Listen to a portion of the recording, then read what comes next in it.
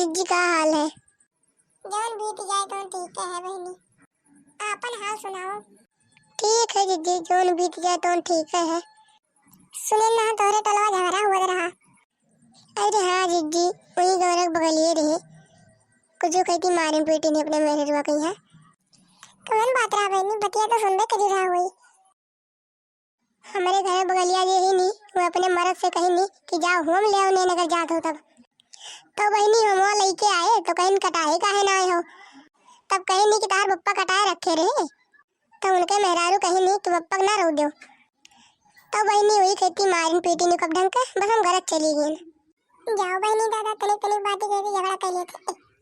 छोड़ो जिज्जी हमें सब का करे के। तो ललका बहनी को गाना वाना सुनाओ और चला जाए घरे। काली साड़ी लाई दो राजा जी, कमर में चुभ जाए काली साड़ी लाई दो। जिज्जी कह दो भैया लोग बहनी लोग चैनल हमारा सब्सक्राइब कर दिए। भैया बहनी लोग हमारा चैनल सब्सक्राइब कर दियो और वीडियो अच्छा लगा तो शेयर और लाइक कर दियो।